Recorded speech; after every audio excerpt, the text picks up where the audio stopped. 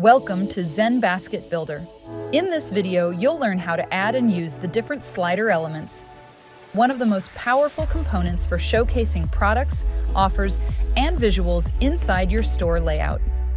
But before we begin, log in to your ZenBasket store admin. From your dashboard, go to the left main menu and select Design. On the Design page, click the Start Editing button under the Start Editing section. This will take you into the ZenBasket Builder Editor Playground, where you can begin working with slider elements. ZenBasket Builder offers two main types of sliders: static sliders and dynamic sliders. First, let's explore static sliders, how to add them, edit them, and configure their settings. To add a slider element, go to the left Tools panel and click Add Elements. From the list, open Advanced Elements and choose Slider. Since we're starting with static sliders, we'll explore all three types one by one. Let's begin by adding the first slider, which is the individual slider.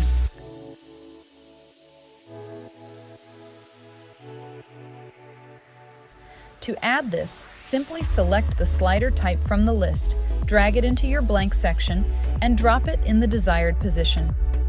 Same way, let's add the remaining two static slider types, the unified slider and the odd/even slider, to the section.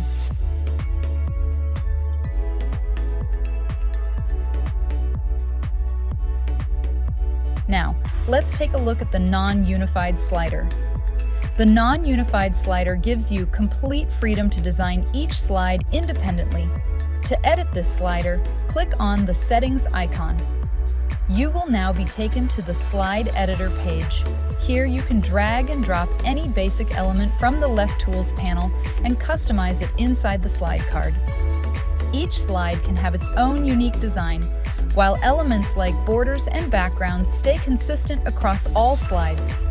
On the right side, you'll find all the actions you can use to manage your slides. If you want to temporarily remove a slide from the storefront, just click the Hide icon. To add a new blank slide for extra content, use the Add icon. The duplicate icon is used to reuse an existing card layout. And if you no longer need a slide, you can remove it permanently by clicking the Delete icon. After you've finished making your changes, click Save to apply them, or Cancel if you'd prefer to discard the updates. Next, let's take a look at the unified slider. You can use this slider when you want one uniform design repeated across every slide in the slider. To begin editing, click the Settings icon to open the Slide Editor page. The unified slider uses a single shared layout for all slides. Any changes you make, such as adding elements, adjusting styles, or repositioning elements, will instantly update across every slide in the slider. However, you can still edit the text and images inside each slide individually. And remember, since all slides share the same layout, hiding or deleting an element in one slide will affect every slide in the slider. Next, we have the odd/even slider. This slider is designed for layouts that follow a zigzag or alternating pattern. In this type of slider, any changes you make to an odd-numbered slide will automatically apply to all other odd slides. Similarly, any changes made to an even-numbered slide will reflect across all even slides. This helps you maintain a consistent, alternating design throughout the slider. Inside the slide editor, you'll also find the standard slide actions. Click the Hide icon to temporarily hide a slide along with its next slide. Let's select Slide 1, click the Hide icon, and then click Save. Now you can see that both the first and second slides are hidden. If you need to delete a slide, click Delete Slide to permanently remove the selected slide along with its next slide. Now that we have seen the static sliders, let's move on to the dynamic sliders. Dynamic sliders automatically pull data from your store using data mapping, which we'll be exploring shortly.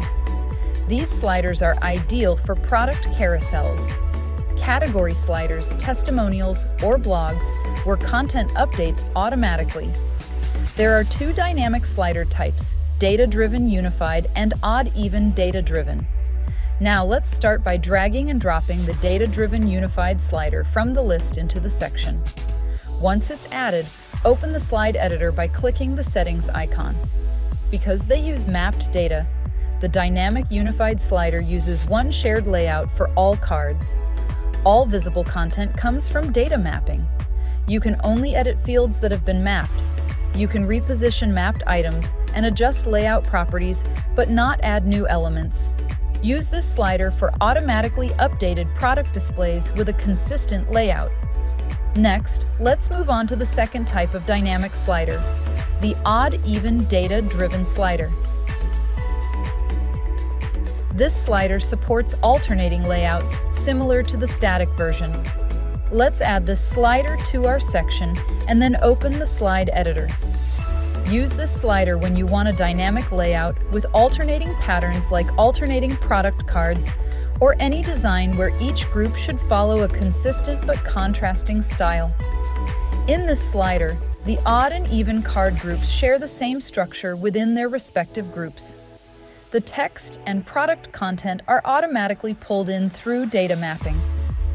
Now that we've explored all the different types of sliders and how they're used, let's move on to customizing their properties, configurations, and data mapping. To customize the slider, first select the slider element. Then go to the Right Tools panel and open the Properties section. Here, under Effects and Animations, you can choose the visual effect you want for your slider. Under Borders and Shadows, you can enable box shadow if needed and adjust its size, blur, distance, color, and angle. You can also fine-tune the margin and padding to control the spacing around the slider.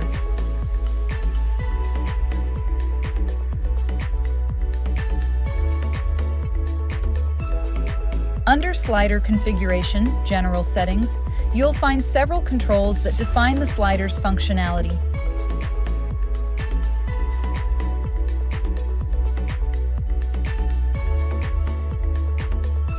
You can start by enabling Navigation Route if you want the entire slider to act as a clickable navigation link.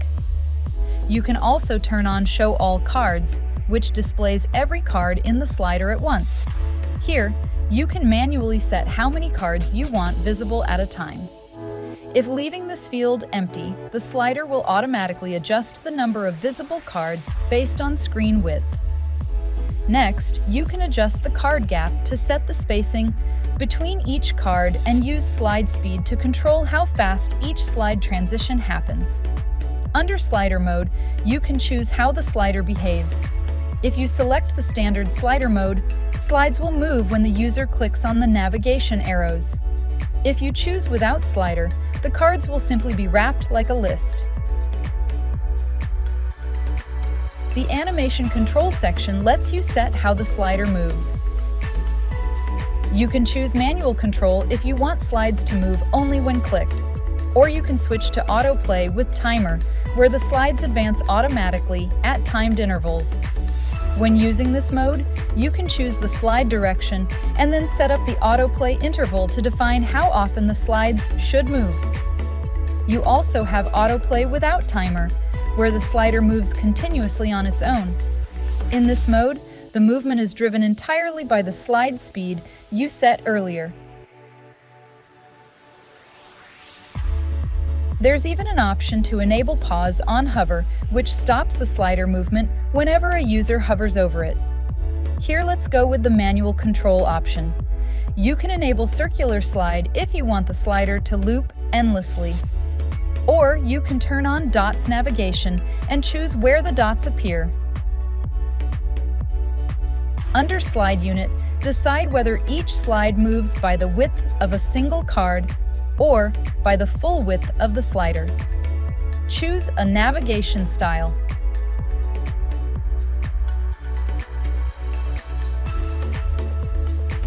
You can also configure scroll behavior, which controls how the slider responds to scrolling.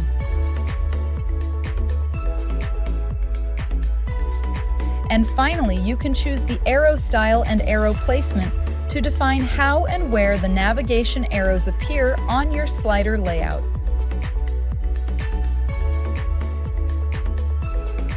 Next, let's look at slider data mapping, which is available only for dynamic sliders.